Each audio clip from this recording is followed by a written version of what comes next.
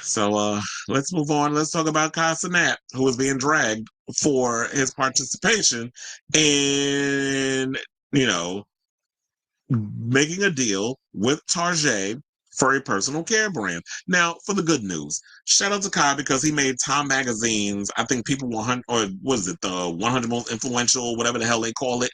But yeah, he made the cover of Time Magazine, which, is well deserved. He is one of the most successful streamers in the internet space right now. So he definitely gets his flowers for that. However, I find that child to be so damn annoying, but I get it. It's a generational thing, whatever you want to call it. It is what it is. So yeah, now he's being dragged because I don't know if he probably is not aware. And per usual, you know how these rich folks are. It's like when y'all get a little money in y'all pocket and you start to be beyond, the rest of us regular folk. It's sort of like y'all don't give a damn about the average person because you can't relate to that whole world. And get your money how you need to get it. But when we're dealing with a situation where there's a company who decided to roll back DEI initiatives against your own people, because it does affect Black folks. Like, why would you jump in and make a deal with the very company? And to me, it's just like a slap in the face of Black folks when you jumping in on that. So yeah, so he's facing backlash, which should not come as a surprise. And I think it's because he decided to host a sleepover inside of Tarjay over the weekend. Now I do have that clip, courtesy of the neighborhood talk, because they always had a tea. So let's play that clip of him being annoying, and then we'll come back and talk. Please hold. Yo. We did it. Tone made it. Well, y'all boys look good, boy. Tone made it. The body wash. Boom. Body wash out, nigga. The on-the-go cologne. Boom. The deodorant. Boom. The lip balm. Boom. Wow. Y'all niggas in Target, bro. Oh, it's right here. Oh. It's right here. Oh my gosh!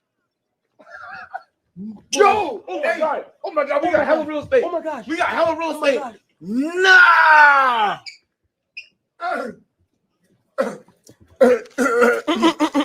Okay, so now this child always damn screaming on camera. So now they are riding dirty. We put our bitch like what the fuck? Damn! Where did you get that from? Inside the Tarjay.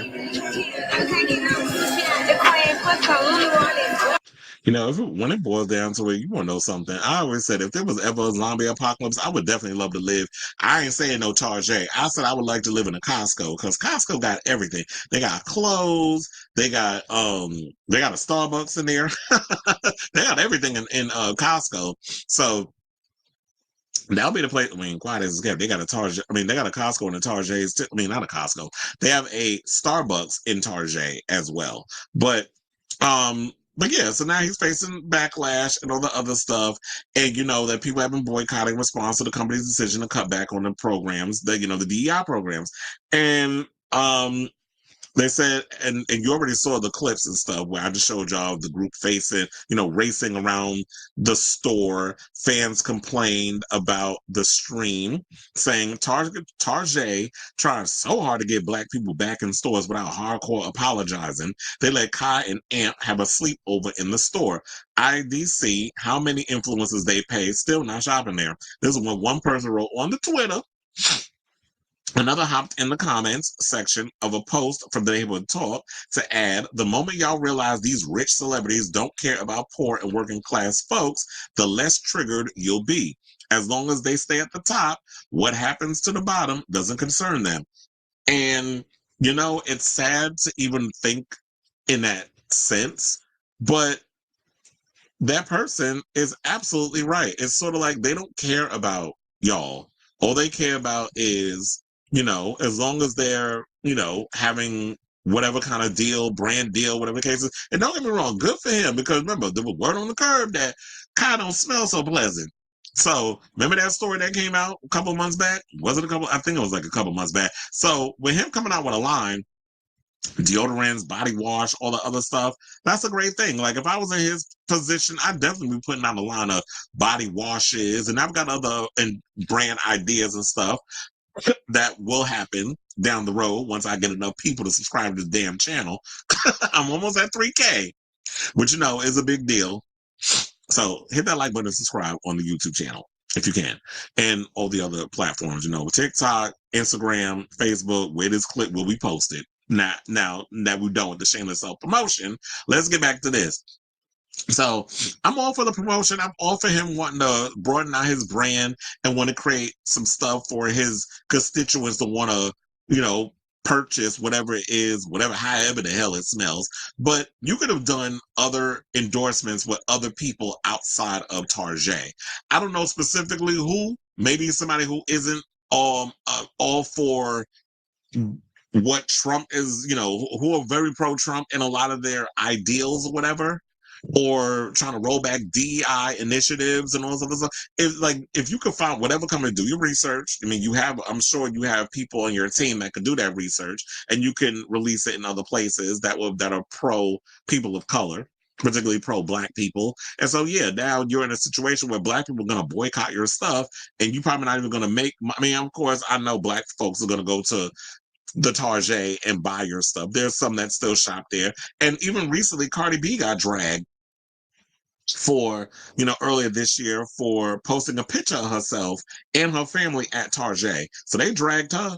And, we had Tina Knowles. See, this is the one, after we done windmilled on her with the Nicki Minaj video. She, here's something positive she did. She actually used her platform to condemn people shopping at Tarjay in a post on social media back in January, saying, "So y'all bow down and kiss the ring, huh? Crossing you off my list, no more Tarjay."